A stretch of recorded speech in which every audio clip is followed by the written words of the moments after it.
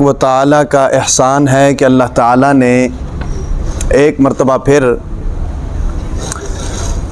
تکمیل قرآن کی اس مجلس میں بیٹھ کر حافظ حسین کی آخری سبق کو سننے کی سعادت ہمیں نصیب فرمایا۔ اس پر ہم اللہ کا جتنا بھی شکر ادا کرے کم ہے۔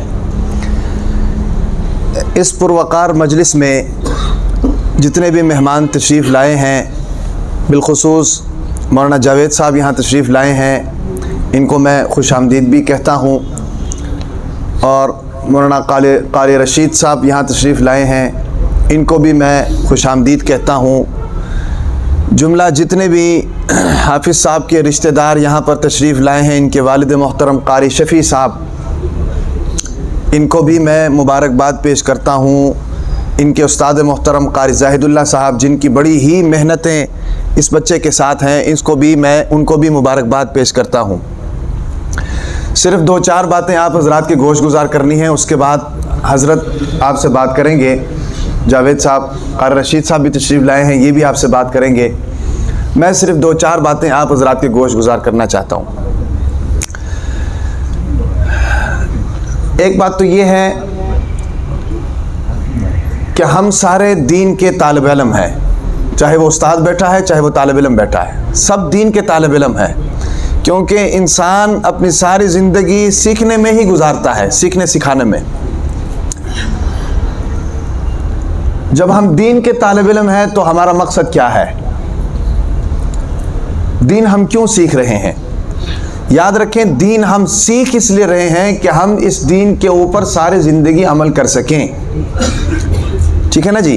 اس طرح ہم کاروبار کرتے ہیں، روزگار کے ساتھ منسلک ہوتے ہیں، تو ہماری زندگی میں کتنے اتار چڑھاؤ آتے ہیں کہ نہیں؟ کبھی غمی آ گئی، کبھی خوشی آ گئی، کبھی کوئی پریشانی آ گئی، کبھی کیا ہو گیا، کبھی کیا ہو گیا۔ اتار چڑھاؤ زندگی میں آتے ہیں نا، لیکن ان اتار چڑھاؤ کی وجہ سے کبھی ہمارا روزگار متاثر ہوتا ہے کہ نہیں؟ کبھی بھی نہیں ہوتا۔ روزگار کا سلسلہ جاری رہتا ہے، حالانکہ یہ ایک ضرورت ہے۔ سمجھ آ رہی بات کی؟ تو دین چونکہ ایک مقصد ہے، تو دین ہم سیکھ رہے ہیں، اس دین کی آبیاری یاد رکھیں ساری زندگی کرنی ہے۔ ہاں، چاہے غمی خوشی آ جائے، پریشانی آ جائے، جو مرضی ہو جائے، دین کا یہ کام رکنا نہیں چاہیے، ٹھیک ہے؟ اللہ تعالیٰ آپ کو کاروباری بھی بنائے، آپ کو تاجر بھی بنائے، آپ کو بڑا آدمی بنائے اللہ تعالیٰ، لیکن اپنے روزمرہ کے معمولات کے ساتھ دین کا یہ کام کرتے رہیں۔ جس طرح یہ تبلیغی حضرات ہے، آپ نے تبلیغی حضرات کا مشاہدہ کیا ہوگا، یہ اپنے دکان میں بیٹھتے ہیں تو تبلیغ کرتے رہتے ہیں، کہتے ہیں کہ ہمارا کام ہی یہ ہے، ہمارا کام ہی یہی ہے۔ کہیں مسجد میں آ گئے، کہیں شادی پہ چلے گئے ہیں، بھائی دکان میں بیٹھے ہوئے ہیں، کاروباری معاملات کر رہے ہیں، ساتھ میں ایک چیز ان کے زبان پر ضرور ہوتا ہے کہ ہر کام اللہ سے ہوتا ہے، ہر کام اللہ سے ہوتا ہے، ہر کام اللہ سے ہوتا ہے۔ سمجھ آ رہی کہ نہیں؟ وہ اپنا یہ کام، اپنا فرض منصبی کرتے رہتے ہیں، ان کو پتہ ہے ہمارا کام یہ ہے۔ تو بھائی ہمارا کام بھی یہی ہے، دین کی آبیاری، ساری زندگی جو کام کرتے رہیں، لیکن دین کے ساتھ تعلق وابستہ ہونا چاہیے۔ آپ کاروبار میں ہیں، دین کے بارے میں سوچیں، اور دین کے کام میں کوئی چھوٹا بڑا نہیں ہوتا۔ آپ ناظرہ بھی پڑھائیں، اخلاص کے ساتھ پڑھائیں، وہ بھی آپ کے لیے قیامت کے دن کافی ہے۔ آپ بخاری شریف پڑھائیں، اخلاص کے ساتھ پڑھائیں، وہ بھی قیامت کے دن آپ کے لیے کافی ہے۔ سمجھ آ رہی بات کی؟ تو ایک تو بات یہ ہے کہ آپ اپنے اس مقصد کو اور اس کام کو سمجھیں۔ کتنے بھی طلبہ ہمارے یہاں پر ایسے ہیں، مجھے پتہ ہے کہ انہوں نے حفظ کرنے کے بعد کیا نام ہے اپنا اسکول میں جانا ہے، مجھے پتہ ہے۔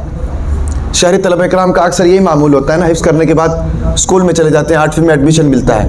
اسکول پڑھنا چاہیے، میں یہ نہیں کہہ رہا اسکول نہیں پڑھنا چاہیے، لیکن اسکول کے ساتھ ساتھ دین کا کام بھی چلتا رہے۔ سمجھ آ رہی نا؟ اسکول کے ساتھ ساتھ قرآن کا علم بھی چلتا رہے ساتھ ساتھ۔ میری بات سمجھ میں آ رہی ہے؟ تو یہ ہمارا مقصد ہے، اس کو ہم نے کرنا ہے ساری زندگی۔ تو ایک بات تو یہ ہوگی۔ دوسری بات، یہ ایک بات میرے ذہن میں رکھو، جس سے آپ نے اس دین کو سیکھا ہے، اس کے ساتھ بے وفائی نہیں کرنی۔ ہاں، اس کے ساتھ بے وفائی نہیں کرنی، اس کے ساتھ ہمیشہ میل ملاقات کا سلسلہ جاری اور ساری رہنا چاہیے، اس کو ناراض نہیں کرنا۔ وہ नाराज़ हो गया, दीन का काम अल्लाह ताला आपसे नहीं लेंगे, सीधी सी बात है।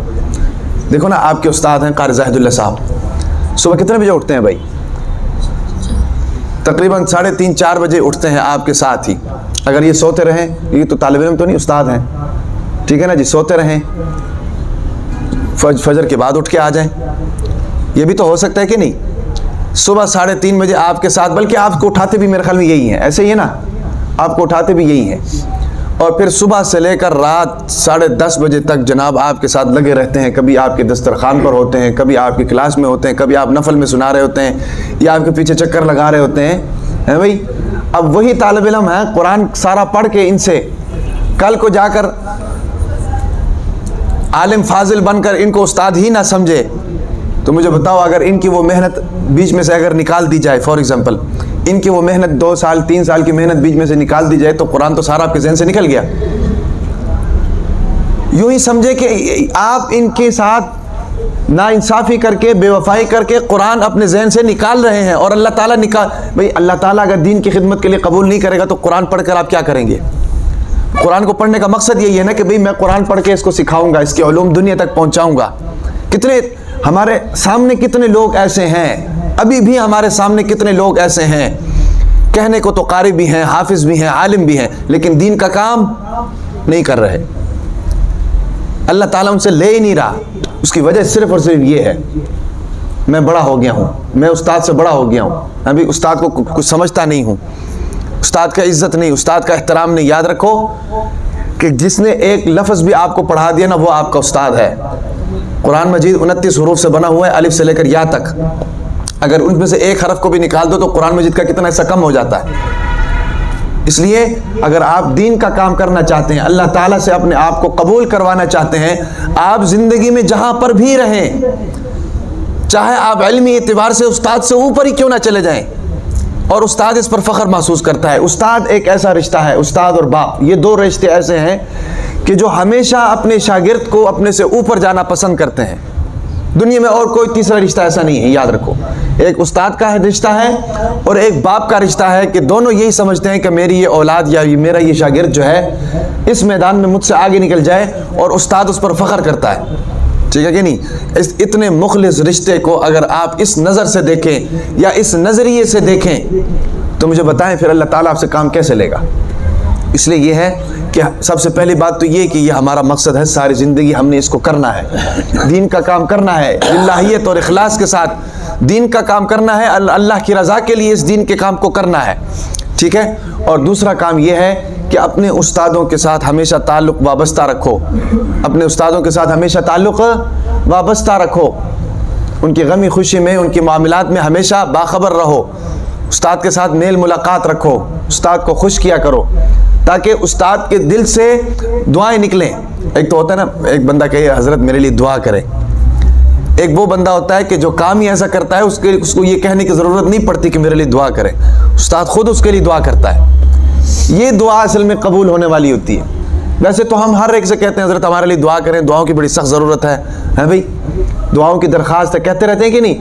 लेकिन एक वो बंदा होता है कि जो काम ही ऐसा करता है कि उस्ताद की ज़ुबान से खुद उसके मुंह से दुआ निकल आती है, ये दुआ असल में कबूल होती है। तो इस दुआ को तलाश करें। तो 2 बातें आप हज़रात के गोश गुजार की हैं, और अल्लाह ताला से ये दुआ है कि अल्लाह ताला इन 2 बातों पर मुझे भी, हम सबको और आपको भी अमल करने की तौफीक अता फरमाए।